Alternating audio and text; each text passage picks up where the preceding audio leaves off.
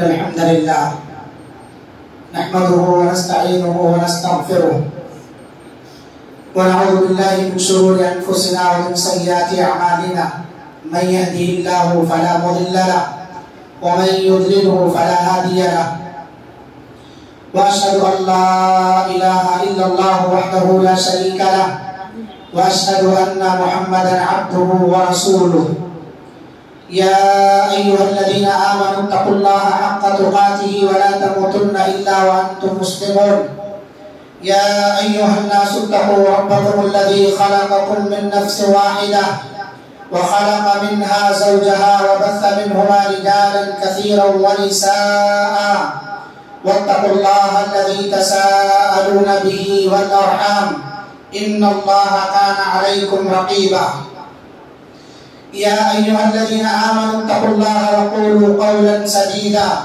يصلح لكم أعمالكم ويغفر لكم ذنوبكم ومن يطع الله ورسوله فقد فاز فوزا عظيما أما بعد فإن خير الحديث كتاب الله وخير الهدي هدي محمد صلى الله عليه وسلم وشر الأمور محدثاتها وكل محدثة بدعة وكل بدعة ضلالة وكل ضلالة في النار فأعوذ بالله السميع العليم من الشيطان الرجيم من همزه ونفخه ونفثه بسم الله الرحمن الرحيم وأقيموا الصلاة وآتوا الزكاة وأطيعوا الرسول لعلكم ترحمون وعن أبي هريرة رضي الله عنه قال قال رسول الله صلى الله عليه وسلم ما من يوم يصبح العباد فيه إلا وملكان ينزلان يقول أحدهما اللهم أعط منفقا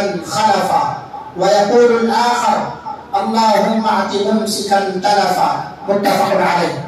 حاضرین جمعہ، بزرگوں، نوجوانوں، عزیز بچوں، پردہ نشین اسلامی ماؤں اور بہنوں، خطبہ مسنونہ کے بعد سورہ نور کی آیت نمبر 56 اور صحیح بخاری اور صحیح مسلم سے حضرت ابو ہریرہ رضی اللہ عنہ کے حوالے سے ایک حدیث آپ حضرات کے سامنے رکھی گئی ہے۔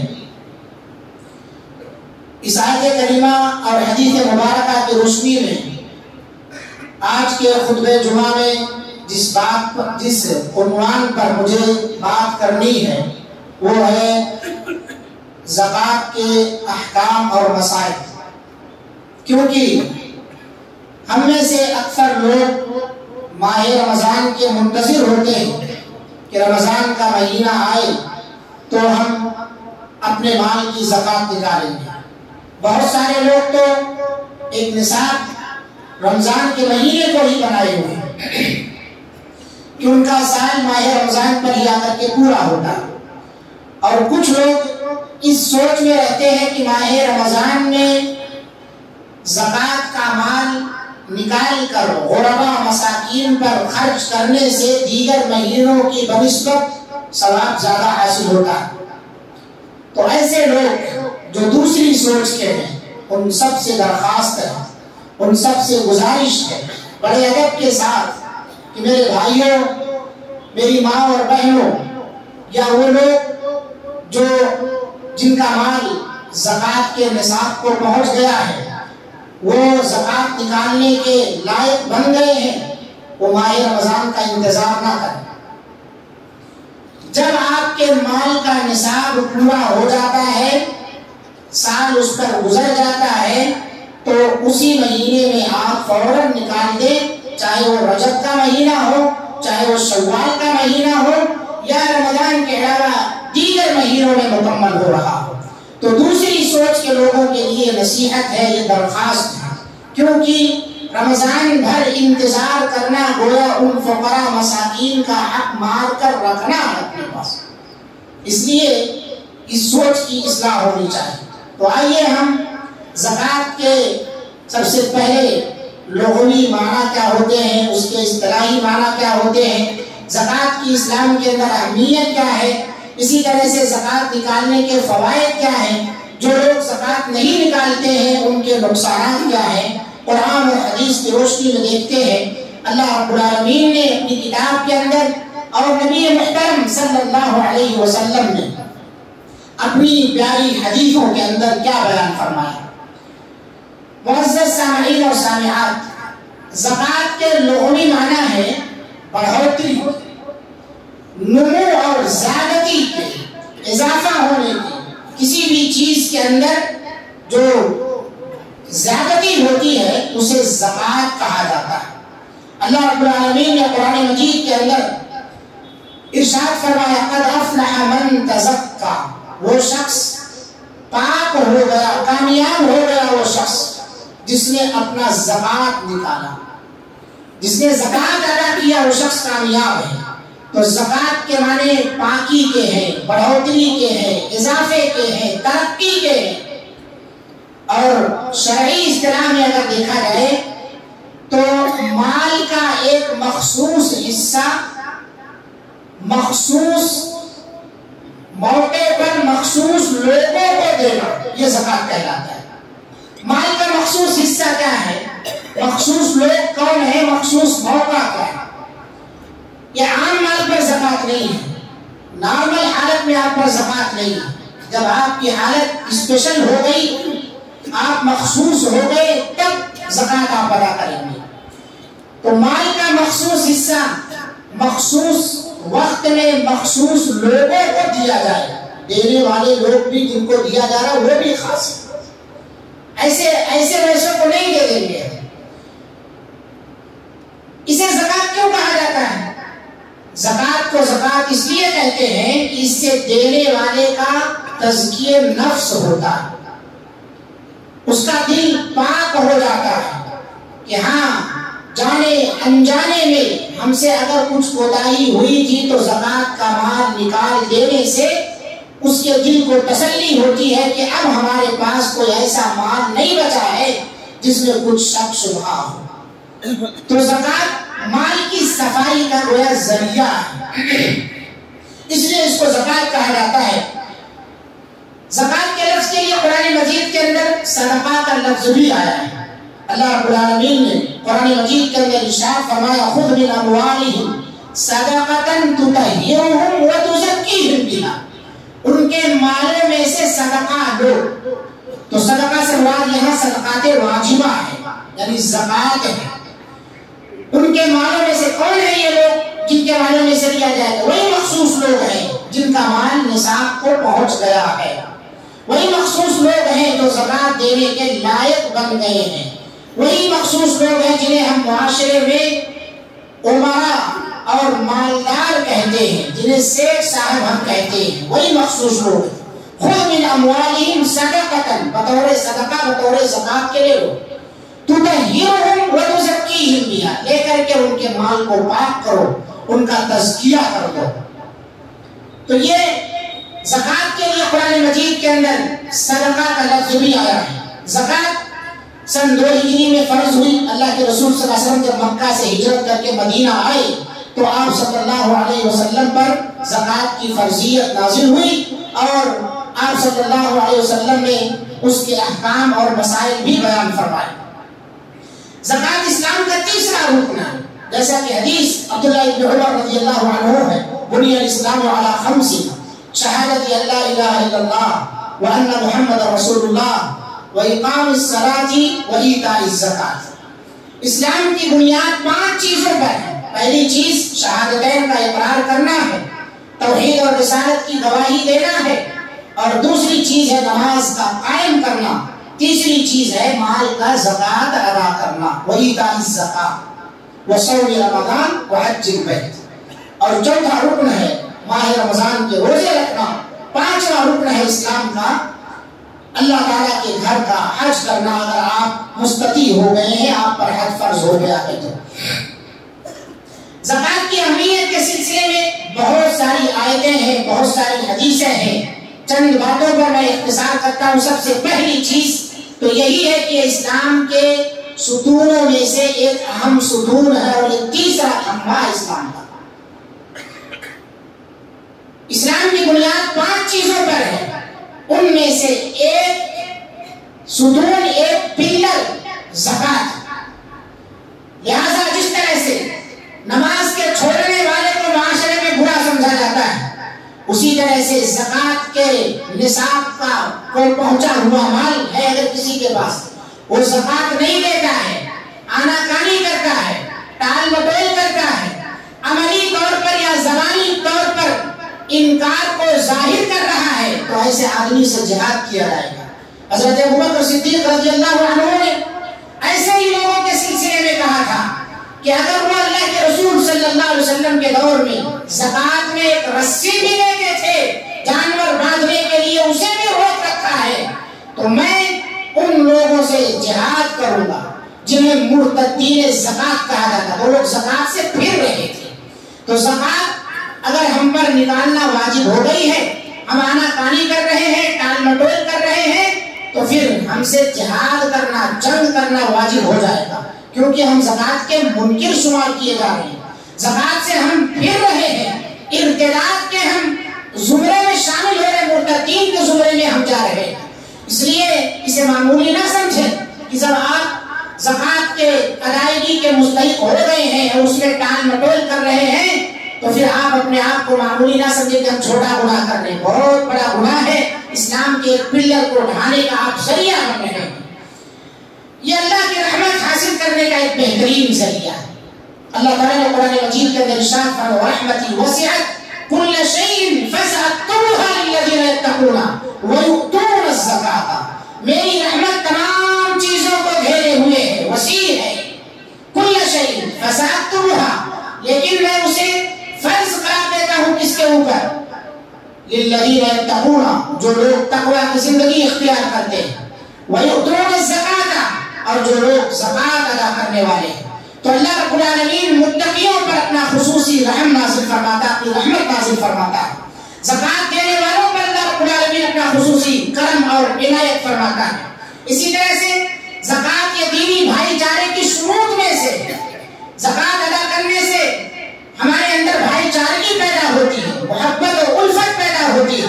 اللہ رب العالمین نے قرآن مجید کے اندر ارشاد فرمایا فَإِن تَابُوا وَأَقَامُوا الصَّلَاةَ وَآتَوُا الزَّكَاةَ فَإِخْوَانُكُمْ فِي الدِّينِ، اگر یہ مشرکین توبہ کر لے اپنے گناہوں سے، اسلام قبول کر لیتے ہیں، اقاموا الصلاۃ، نماز قائم کرنے لگتے ہیں، زکوٰۃ ادا کرنے لگتے ہیں، فَإِخْوَانُكُمْ فِي الدِّينِ، تو یہ تمہارے دینی بھائی ہیں۔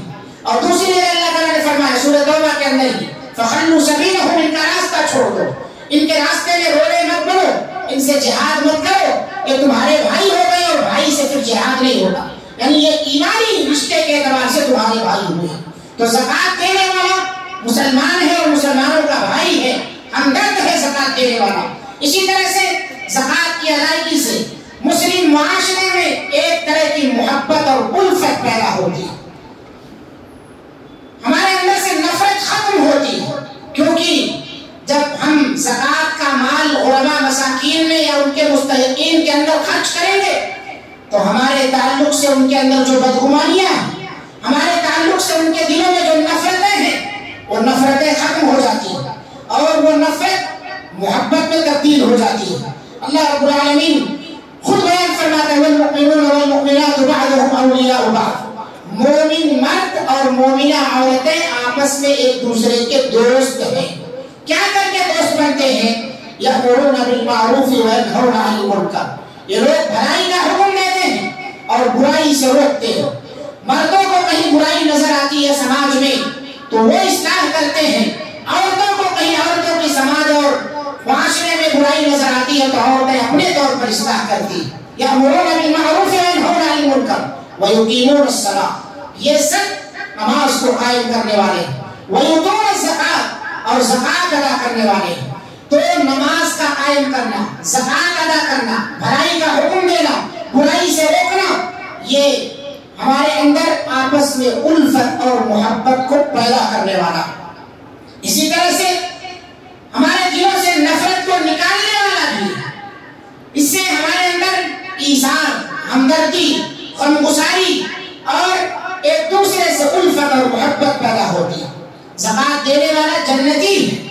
اللہ کے رسول صلی اللہ علیہ وسلم کے پاس ایک اعرابی آیا، جاء اعرابی الی النبی صلی اللہ علیہ وسلم فقال دلنی علی عمل اذا عملته دخلت الجنہ، اے نبی محترم صلی اللہ علیہ وسلم، مجھے کوئی ایسا عمل بتا دیجئے جسے میں کر کے جنت کے اندر داخل ہو جاؤں۔ آپ صلی اللہ علیہ وسلم نے اسے جو عمل بتایا توحید و رسالت کے بعد، آپ صلی اللہ علیہ وسلم نے اسے کہا کہ تم نماز قائم کرو، زکوٰۃ ادا کرتے رہو، نماز قائم کرو، زکوٰۃ ادا کرتے رہو۔ آپ صلی اللہ علیہ وسلم سے اس آدمی نے پوچھا کہ اس سے کچھ زیادہ کروں میں؟ آپ نے کہا کہ تیری مرضی ہے، اس پر کچھ زیادہ کر رہا ہے تو تیری مرضی ہے، نہیں کر رہا تو یہ فرائض ہے، انہیں تو ادا کرنا ہی ہے۔ پھر وہ آدمی کہا کہ میں نہ اس سے کم کروں گا نہ اس سے زیادہ، پیٹ پھیر کر جانے لگا۔ تو اللہ کے رسول صلی اللہ علیہ وسلم نے کہا جس شخص کو دنیا کے اندر چلتا پھرتا جنتی دیکھنا ہو وہ اس جانے والے شخص کو دیکھ لے، زمین پر چلتا پھرتا ہوا جنتی ہے یہ شخص۔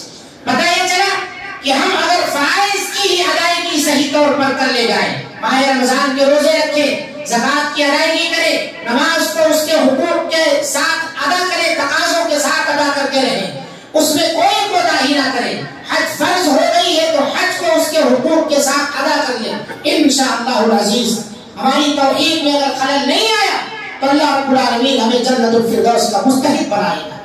تو اس سے معلوم ہوتا ہے کہ زکوٰۃ کی یہ اہمیتیں کوئی معمولی اہمیتیں نہیں ہے، زکوٰۃ بہت ہی اہم ستون ہے اسلام کا۔ زکوٰۃ کے فائدے کیا ہیں؟ زکوٰۃ جب ہم دیتے ہیں تو اس کا کیا فائدہ ہے؟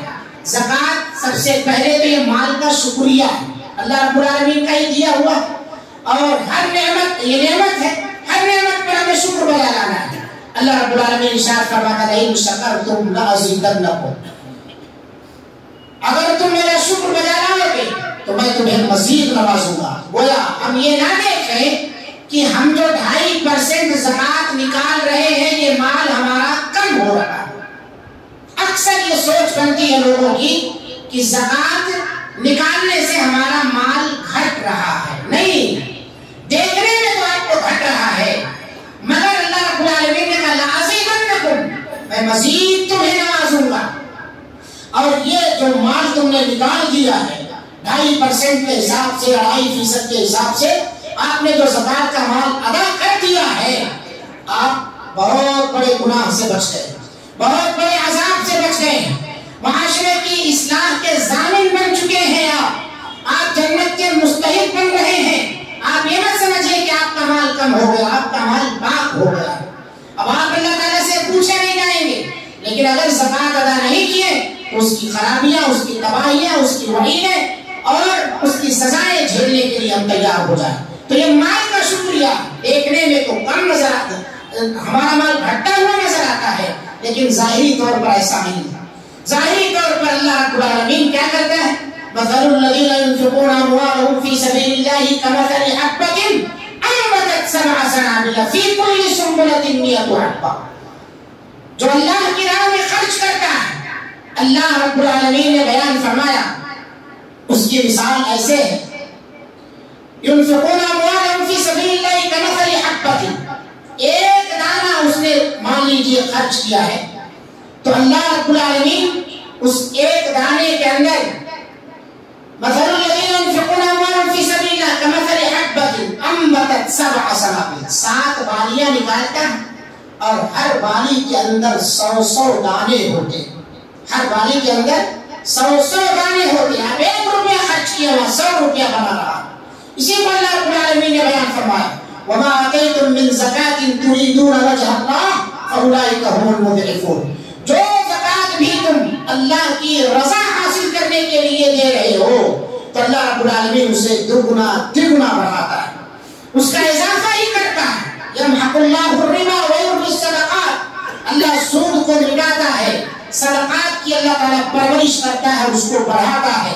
جس طرح سے تم میں کا کوئی جانور کے بچے کو اپنے پاس ہر طرح سے دیکھ ریکھ کرتا ہے، اس کی پرورش کرتا ہے، اس سے بھی بہتر انداز میں اللہ رب العالمین تمہارے اس 1 روپے 10 روپے کی قدر کرتے ہوئے بہترین طریقے سے مکمل اہتمامات کے ساتھ اللہ تعالیٰ بڑھاتا ہے۔ تو آپ یہ مت سمجھیے کہ آپ جو زکوٰۃ کا مال دے رہے ہیں آپ کے پاس کا مال کم ہو گیا، اچھا دے کتنا رہے ہیں؟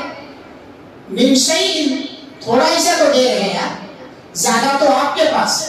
مان لیجئے 1 لاکھ روپیہ آپ کے پاس ہے تو اس میں 2500 روپے 2500 آپ نے زکوٰۃ نکالا، 97,500 97,500 تو آپ کے پاس دیا کتنا ہے؟ آپ نے دیا جو ہے وہ کم ہے، جو بچا ہے آپ کے پاس وہ کم ہے۔ ظاہر سی بات ہے جو ہم نکالے ہیں وہ کم ہے، جو بچا ہے وہ زیادہ ہے، پھر کم کہاں سے ہوا؟ یہ شیطانی سوچ ہے جو ہمیں یہ بتا رہی ہے کہ تم زکوٰۃ نکالے تو تمہارا مال کم ہو جاتا۔ مال کم ہونے کی فکر ڈال کر کے ہمارے مال کو ناپاک ہی رہنے دیتا ہے، اسے پاک ہونے نہیں دیتا ہے۔ اسی طرح سے زکوٰۃ کے ذریعے سے فقراء مساکین کی مدد کی جاتی ہے۔ تُؤْخَذُ مِنْ أَغْنِيَائِهِمْ وَتُرَدُّ عَلَىٰ فُقَرَائِهِمْ، اللہ کے رسول صلی اللہ علیہ وسلم کی حدیث ہے۔ حضرت معاذ بن جبل رضی اللہ عنہ کو نصیحت کرتے ہوئے بھیجا تھا کہ زکوٰۃ لینا، اور یہ زکوٰۃ مالداروں سے لی جاتی ہے، پھر انہی مالداروں کے غریبوں میں لوٹا دی جاتی ہے۔ اسی لیے کہا جاتا ہے سب سے پہلے زکوٰۃ کا مال اپنے رشتہ داروں پر خرچ کرو۔ مالدار حضرات اپنے رشتہ داروں پر زکوٰۃ کے جو مصارف ہیں 8 وہ تو ہے ہی ہے، لیکن ان مصارف میں سے آپ کا کوئی رشتہ دار اگر ان مصارف میں مل رہا ہے تو سب سے پہلے آپ کی زکوٰۃ کا مستحق۔ زکوٰۃ کے مصارف کیا ہے؟ انما الصدقات للفقراء، سب سے پہلے زکوٰۃ کے مستحق فقیر لوگ والمساکین۔ اور ایک چیز اور یہی واضح کر دوں، یہاں جو لام آیا نا للفقراء، یہ لام نام تملیک ہے، ملکیت کے لیے آتا ہے۔ زکوٰۃ کا مال فقیر کی ملکیت، مسکین کی ملکیت ہے، آپ کی ملکیت نہیں ہے۔ اگر آپ اپنے پاس بچا کے رکھے ہیں تو گویا آپ غاصب ہیں، آپ ظالم ہیں زکوٰۃ روک کر کے۔ کیوں؟ زکوٰۃ کے مستحق آپ نہیں ہیں۔ زکوٰۃ کا مستحق کون ہے؟ فقیر ہے، مسکین ہے۔ اور دوسرا مسئلہ بھی یہاں واضح ہو جانا چاہیے کہ زکوٰۃ جس جنس سے نکل رہی ہے وہی جنس زکوٰۃ میں دینا ہے۔ جس شکل میں زکوٰۃ نکل رہی ہے اسی شکل میں زکوٰۃ دینا ہے۔ روپے پیسے کی شکل میں ہے تو روپے پیسے کی ہی شکل میں دینا، اناج غلے کی شکل میں ہے تو اناج غلے کی شکل میں دینا۔ ہمارے یہاں ہوتا کیا ہے، میں نے ابھی کہا یہ لام تملیک ہے، ملکیت کے لیے ہے، وہ ہم اس میں تصرف نہیں کر سکتے اپنی طرف سے۔ رمضان کا مہینہ شروع ہوتا ہے، بڑے بڑے سیٹ لوگ اپنی دکانوں پر زکوٰۃ کی ساڑیاں بانٹنا شروع کر دیتے ہیں، زکوٰۃ کے کپڑے، زکوٰۃ کی لنگیاں بانٹنا شروع کر دیتے ہیں۔ یہ کس نے اختیار دیا ہے کہ آپ زکوٰۃ کے مال میں خود تصرف کریں؟ یہ تصرف کا حق اس مسکین کو ہے، غریب کو ہے۔ جیسے آپ عقل لگا رہے ہیں کہ وہ پیسہ لے کر کے جائے گا تو پتہ نہیں کہاں خرچ کر دے گا، نہیں معلوم ہے۔ وہ لوگ لے جاتے ہیں پیسہ تو اس سے ٹی وی VCR خرید لیتے ہیں یا کوئی اور چیزیں خرید لیتے ہیں، آپ اپنی عقل لگا رہے ہیں، وہ بھی اپنی عقل لگاتا ہے، اسے بھی اللہ نے سبق پوچھ دی ہے۔ آپ زکوٰۃ دے دیے، اس کے بعد وہ کیا کرے گا اس کا حساب اس کو دینا ہے، آپ کو نہیں دینا ہے۔ یہ سوچنے کی ضرورت آپ کی نہیں ہے، یہ آپ کی ذمہ داری نہیں ہے۔ آپ زکوٰۃ کا مال جس شکل میں نکل رہا ہے اسی شکل میں دیں گے، پیسے کی شکل میں ہے، روپے کی شکل میں ہے، روپے پیسے نقدی کی شکل میں دیجیے، اناج غلے اور دوسرے جنسوں میں ہے تو اس شکل میں آپ دیں گے، لیکن آپ خود اس کی جنس بدلنے کے حقدار نہیں ہے۔ یہی ہے للفقراء میں لام کا مطلب۔ پتہ کیا چلا؟ زکوٰۃ کے مال سے کپڑے وغیرہ خرید کے آپ نہ دیں، زکوٰۃ کے مال سے افطاری نہ کرائیں، زکوٰۃ کے مال سے لوگوں کو رمضان میں شربت نہ پلائیں افطار کے وقت، زکوٰۃ کے مال سے ایک دوسرے کے لیے دوسرے مصرف میں لے جا کر کے آپ مدد کریں، یہ بھی درست ہے۔ جو مصارف ہیں انہی مصارف کا خیال کریں آپ زکوٰۃ کے مال سے۔ زکوٰۃ کا مال للفقراء والمساکین والعاملین علیہا، جو زکوٰۃ وصول کرنے والے لوگ ہیں ان کو اس پر تنخواہ وغیرہ یا ان کا جو وظیفہ ہوتا ہے اس کو مقرر کیا جا سکتا ہے۔ حکومت نہیں ہے تو یہ مسئلہ بھی ختم ہے۔ مدارس والے آ رہے ہیں، مدرسے والے اگر زکوٰۃ وصول کرنے کے لیے بھیج رہے ہیں تو وہ تنخواہ دیں، مگر ایک بہت بڑا المیہ یہ ہے کہ اس وقت پرسنٹیج پر لوگ زکوٰۃ حاصل کرنے کے لیے نکل رہے ہیں، 50%، 40%، 60-70 تک یہ تباہی جو ہے سر سے اوپر جا رہی ہے۔ زکوٰۃ کا مال ہم دے رہے ہیں غربا مساکین کے لیے، نادار یتیم بچوں کے لیے، فی سبیل اللہ کے راستے میں دین کے علم کے فروغ کے لیے، اور یہاں 50% 80% نہیں کھائے جا رہے ہیں، اس لیے اس معاملے میں اصلاح کی ضرورت ہے، اس پر قوم کو توجہ دینے کی ضرورت ہے۔ آدھے سے زیادہ مال یہ عاملین میں لے رہے ہیں جو کہ درست نہیں ہے، اس کی اصلاح ہونی چاہیے اور ذمہ داروں کو اس جانب توجہ دینی چاہیے۔ والمؤلفۃ قلوبہم، زکوٰۃ کا مال ان لوگوں کو دیں گے جو اسلام لے آئے ہیں، نئے نئے مسلمان ہوئے ہیں، اپنا گھر بار رشتہ کنبہ جنہوں نے چھوڑا ہے، ان لوگوں کو آپ دیں گے تعریف قلب کی خاطر۔ ان کے پاس رہنے سہنے کے لیے گھر نہیں ہے، زندگی گزر بسر کرنے کے لیے گھر نہیں ہے، ان کے لیے سہارا بنا۔ ابھی میں نے کہا ہے فقراء مساکین کی مدد کے لیے ہے، وہ بھی ایک طرح سے فقیر ہو گئے تو ان کے تعریف قلب کے لیے مال آپ ادا کیجیے۔ اور ایسے ہی ان لوگوں کو بھی دے سکتے ہیں جو مسلمان تو نہیں ہوئے ہیں، غیر مسلم ہیں مگر اسلام کے قریب آ رہے ہیں، ایسے غیر مسلم کو دے سکتے، ورنہ غیر مسلم کو زکوٰۃ نہیں دے سکتے۔ اسلام کے قریب آ رہا ہے، اس کی مدد کی ضرورت ہے تو اس کو تعریف قلب کی خاطر دیا جا سکتا ہے، ورنہ ہر غیر مسلم کو زکوٰۃ کا مال آپ نہیں دے سکتے۔ کہ آپ کی کمپنی میں، آپ کے دکان میں کوئی غیر مسلم ہے، اس کو رمضان کے مہینے میں مدد کرنے کے لیے زکوٰۃ کا مال آپ دے دیں۔ کبھی آپ نے دعوت و تبلیغ نہیں دی اس اسلام کی، زکوٰۃ کا مال کا مستحق سب سے پہلے آپ اسے ٹھہرا رہے ہیں، نہیں، انہیں زکوٰۃ کا مال نہیں دیں گے۔ وفی الرقاب، گردن آزاد کرنے کے لیے زکوٰۃ کا مال خرچ کرے۔ آج بہت سارے لوگ، غلامی کا تو دور ختم ہے لیکن جیلوں کے اندر ہیں بہت سارے مسلم نوجوان، ناحق سلاخوں کے پیچھے ڈال دیا گیا ہے، ان کا کیس لڑنے کے لیے زکوٰۃ کا مال آپ استعمال کر سکتے ہیں۔ والغارمین، قرض میں ڈوبے ہوئے لوگ، اتنا قرضہ، اتنی زکوٰۃ دو انہیں کہ قرضوں سے نکل جائے، اس کے بعد پھر ان کے لیے زکوٰۃ کا مال کھانا درست نہیں ہے۔ جب قرضہ ادا ہو گیا ختم، لیکن بہت سارے لوگ قرضے کا بہانہ لے لے کر کے سالوں زکوٰۃ وصولتے رہتے ہیں، یہ درست نہیں، یہ پیشہ بنا رکھا ہے۔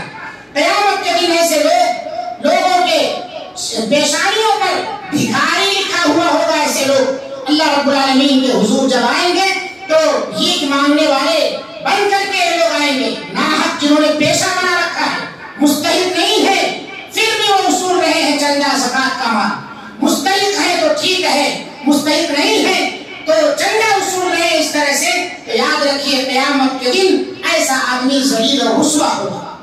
وفی سبیل اللہ، اللہ کے راستے میں خرچ کیجیے، آپ اللہ کے راستے میں زکوٰۃ کا مال آپ خرچ کیجیے۔ جہاد میں جو لوگ گئے ہیں ان کے بیوی بچوں کو زکوٰۃ کا مال ادا کر سکتے ہیں، ان پر زکوٰۃ کا مال خرچ کر سکتے ہیں، گرچہ وہ گھر کے مالدار ہی کیوں نہ ہو، لیکن اس مصرف میں آنے کی وجہ سے ان کا حکم تبدیل ہو جاتا ہے۔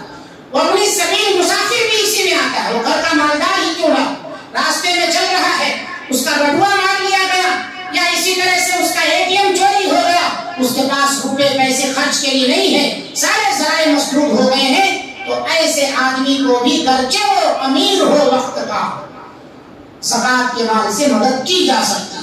یہ 8 مصارف ہیں زکوٰۃ کے جہاں آپ خرچ کریں۔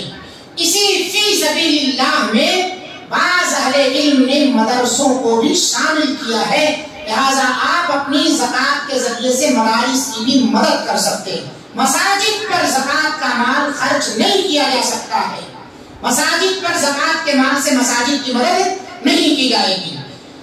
جن لوگوں پر جو لوگ زکوٰۃ ادا نہیں کرتے ہیں ان کا انجام کیا ہوگا؟ زکوٰۃ نہ ادا کرنے والے جو لوگ ہیں، اللہ رب العالمین نے بیان فرمایا والذین یکنزون الذهب والفضة ولا ينفقونها في سبيل الله فبشرهم بعذاب أليم۔ ہمارے درمیان زیادہ تر ہم لوگ سونے چاندی روپے پیسے کی زکوٰۃ نکالتے ہیں، سونے چاندی کا جو آدمی زکوٰۃ نہیں ادا کرتا ہے، اللہ تعالیٰ نے قیامت کے دن اللہ رب العالمین نے بیان فرمایا سونے چاندی جس کی زکوٰۃ ادا نہ کی جائے، قیامت کے دن ان کی تختیاں اللہ رب العالمین بنا کر آگ میں تپائے گا، یحمى علیہا فتقوی بہا جباہہم، ان کے پہلوؤں کو اس سے داغے گا، ان کی پیشانیوں کو، اور اللہ رب العالمین ان کے پہلوؤں پر اللہ رب العالمین داغے گا، تو یہ تختی بنا کر کے آگ میں گرمائے گا، تپائے گا، اس کے بعد اللہ تعالیٰ ان کے پیٹھ پہلوؤں کو اس تختی کے ذریعے سے اللہ تعالیٰ داغے گا۔ یہ آگ کا عذاب کس کا ہے؟ جو سونے چاندی کی زکوٰۃ ادا نہیں کرتا، اور سونے چاندی کے زکات میں زیورات کا زکات بھی آتا ہے۔ ایک حدیث آتی ہے لیس فی الحلی زکات، زیورات میں زکات نہیں ہے، یہ حدیث ضعیف ہے، صحیح نہیں ہے۔ بعض لوگوں نے اسی حدیث سے استدلال کرتے ہوئے کہا ہے کہ زیورات میں زکات نہیں، حالانکہ صحیح حدیث ہے۔ ایک عورت اللہ کے رسول صلی اللہ علیہ وسلم کے پاس اپنی بچی کو گود میں اٹھائے ہوئے لے کر آتی ہے، جس کے ہاتھوں میں سونے کے وہ کنگن ہوتے ہیں۔ اللہ کے رسول صلی اللہ علیہ وسلم اس خاتون سے پوچھتے ہیں کیا تو ان کا زکات ادا کرتی؟ اور اس نے کہا کہ اے اللہ کے رسول صلی اللہ علیہ وسلم اس کا بھی زکات دینا ہے۔ نبی کریم صلی اللہ علیہ وسلم نے کہا کیا تجھے یہ خوشی ہے کہ ان دونوں کنگنوں کے بدلے تجھے آگ کا کنگن پہنایا جائے جہنم میں؟ اس نے فوراً وہ دونوں کنگن نکالے اپنی بچی سے۔ اس کا نہیں ہے، بچی کا ہے۔ پتہ کیا چلا؟ جس کی ہم کفالت کر رہے ہیں ان کی زکات نکالنا ہماری ذمہ داری ہے۔ ہماری بچیاں جو ہیں جب تک شادی نہیں ہو گئی ہے ان کی زکات ماں باپ ادا کریں گے۔ ان کے لیے سونا الگ الگ کر کے رکھا۔ بہت سارے لوگ تو بیٹی کا ہے، بیٹی کا ہے، باپ کی ملکیت ہے، شادی نہیں ہوئے تک، جب تک شادی نہیں ہوئی ہے اس کے پاس ہے تب تک باپ چاہے تو اس کو بیچ سکتا ہے، اس کو رکھ سکتا ہے، کچھ بھی کر سکتا ہے۔ تو اس خاتون نے نکال کے پھینک دیا اور کہا یہ اللہ اس کے رسول کے لیے وہ جہاں چاہے اس کا استعمال کرنا۔ تو اس سے معلوم ہوتا ہے کہ زیورات میں بھی زکات ہے۔ سونے چاندی کے مسئلے میں بات یاد رکھنا ہے آپ کو کہ سونا چاندی خالص وزن 7.5 تولہ خالص سونا، 52.5 تولہ خالص چاندی، اس پر زکات ہے۔ جو اس میں ملاوٹی چیزیں ہیں اس کو وزن میں شمار نہیں کیا جائے گا۔ اس لیے ملاوٹ کتنی ہے اور خالص کتنا ہے اس کا حساب لگا لیجیے آپ۔ خالص 7.5 تولہ سونا یا 85 گرام موجودہ جو وزن ہے، 85 گرام سونا ہے، 85 گرام، اس پر سال گزر گیا ہے، آپ کی ملکیت ہے تو اس میں زکات ہے۔ بہو کا الگ رکھیے، ساسو ماں کا الگ رکھیے۔ بہت سارے لوگ جو ہے بہو اور ساس دونوں کا ملا لیتے ہیں، وہ ساس کی ملکیت الگ ہے، بہو کی ملکیت الگ ہے۔ ماں اور بیٹی جب تک بیٹی کی شادی نہیں ہوئی تب تک مکس کر کے آپ زکات ادا کر سکتے ہیں۔ بیٹی کی شادی ہو گئی، اسے آپ نے عطا فرما دیا ہے تو لے لے وہ اس کو، اس کی ملکیت ہو گئی، تو اب وہ زکات جو ہے وہاں ادا ہوگی جہاں لے کر کے وہ گئی ہے۔ جب تک آپ کے گھر میں تھی آپ اس میں تصرف کا اختیار رکھتے تھے تب تک آپ زکات نکالیں گے۔ آپ تصرف کا اختیار نہیں رکھتے ہیں، جب آپ کی ملکیت ختم ہو گئی تو پھر جو اس کا مالک بنا ہے وہ زکات ادا کرے گا۔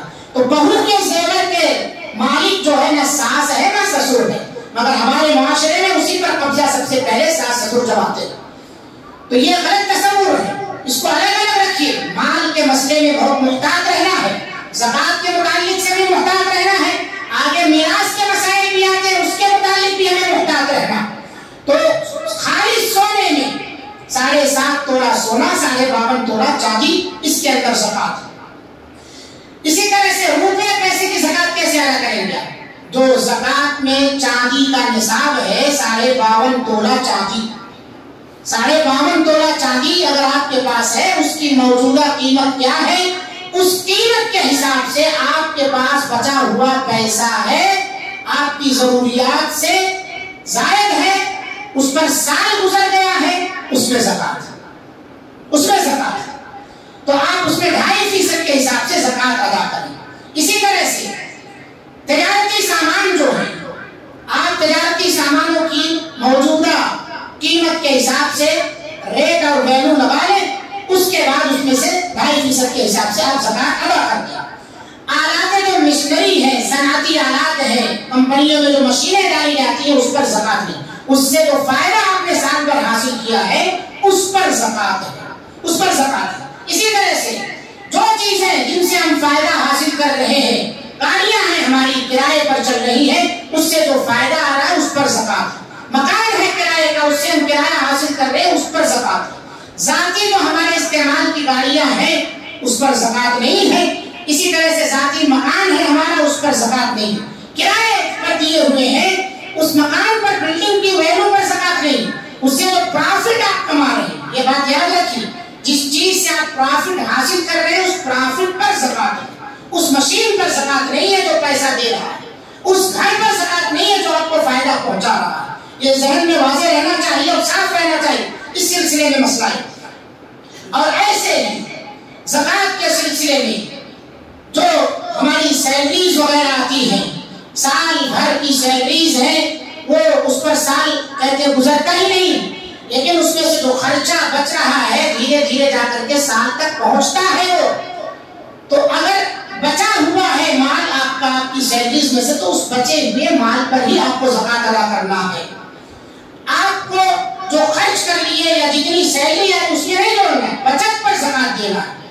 اس بچت میں بھی کتنا دینا ہے؟ 2.5% دینا ہے۔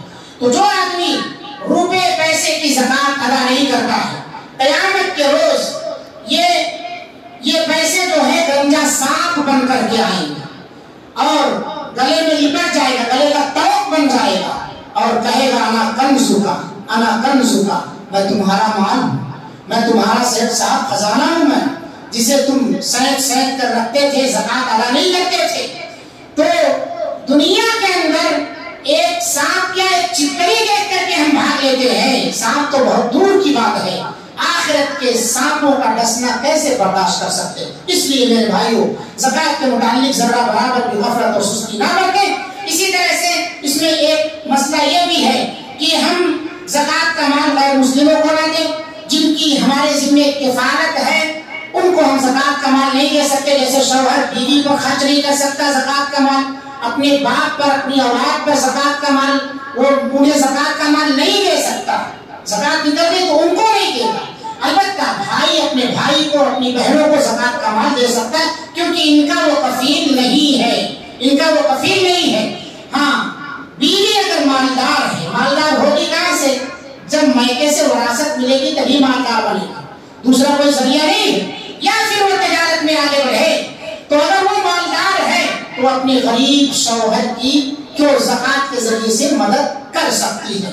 آخری جو نصیحت ہے وہ یہ ہے کہ ہم زکات کا مال سب سے پہلے اپنے رشتہ داروں پر خرچ کریں، کیونکہ اللہ کے رسول صلی اللہ علیہ وسلم نے فرمایا الصدقۃ علی المسکین صدقہ، مسکین پر صدقہ کرنا صرف صدقے کا ثواب ہے، وعلی ذی الرحم ثنتان، رشتہ داروں پر صدقہ کرنا دوہرے اجر کا سبب ہے، ایک تو صدقہ، دوسرا صلہ رحمی۔ اللہ رب العالمین سے دعا ہے مولا کریم ہم تمام لوگوں کو زکات کے مسائل کو باریکی سے سمجھ کر کے اپنے مال کو پاک و صاف کرنے کی توفیق عطا فرمائے۔ فقراء مساکین اور معاشرے میں جو لوگ بھی زکات کے مستحق ہیں ان کے اندر زکات کا مال خرچ کرنے کی توفیق عطا فرما۔ ماہ رمضان میں اللہ تعالیٰ زکات اگر ہماری نہیں بھی نکل رہی ہے تو بھی ہمیں زیادہ سے زیادہ ایک دوسرے پر خرچ کی توفیق عطا فرما۔ رب العالمین ہم تمام لوگوں کو ایک اور نیک بنا، آخرت کے عذاب سے بچنے کے اللہ تعالیٰ ہم سب کو فکر کرنے کی توفیق عطا فرما۔ ہمیں جو بیمار ہیں تمام بیماروں کو شفا عطا فرما، ہر ایک کی پریشانیاں دور فرما۔ ہماری ماہ رمضان میں کی گئی عبادتوں کو اللہ تعالیٰ قبول فرما۔ آگے کے جو ایام ہے اللہ رب العالمین ہمارے لیے اس میں عبادتوں کو آسان بنا دے۔ شیطانی بہکاوے، شیطانی ہتھکنڈوں سے اللہ تعالیٰ ہم سب کی حفاظت فرما۔ رب العالمین مسلم امہ کی حفاظت فرما، غیبی مدد فرما۔ جہاں جہاں بھی مسلمان پریشان حال ہے اللہ تعالیٰ ہر مسلم کی تو غیبی مدد فرما۔ اللہ رب العالمین ماں و بہنوں کے عزت و آبرو، جان مال کی حفاظت فرما۔ ہم تمام کے دین اور ایمان کی حفاظت فرما۔ دنیا میں جب تک زندہ ایمان اور اسلام کی حالت میں زندہ رکھ، جب خاتمہ فرما تو خاتمہ بالخیر عطا فرما۔ اقول قولی ھذا واستغفر اللہ لی ولکم ولسائر المسلمین فاستغفروہ انہ هو الغفور